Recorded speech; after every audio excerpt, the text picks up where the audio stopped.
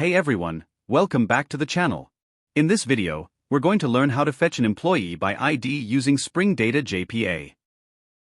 Alright, now we're going to implement a method called findById which will fetch a record based on the employee ID.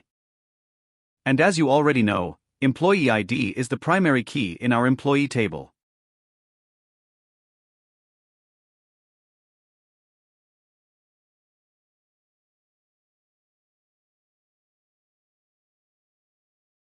See, Spring Data JPA's JpaRepository already provides a built-in method for this. It's called findById.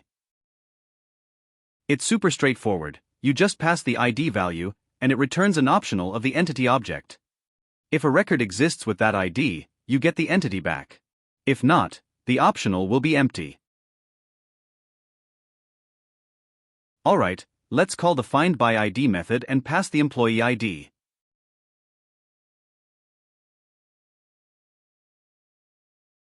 And that's it. Just one line.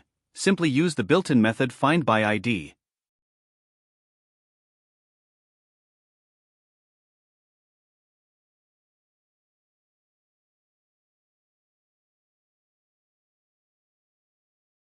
See, my database already contains the employee with employee ID 70, and the name is Sachin Kumar.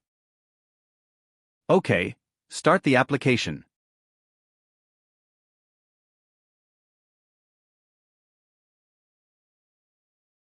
Alright, let's hit the Get API with employee ID 70. See that?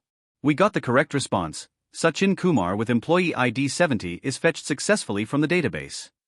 This confirms that our findById method is working perfectly. Thank you so much for watching.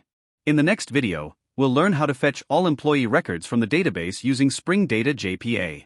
So don't forget to subscribe, hit that like button, turn on the notification bell, and drop a comment if you're enjoying the series or have any questions. See you in the next one.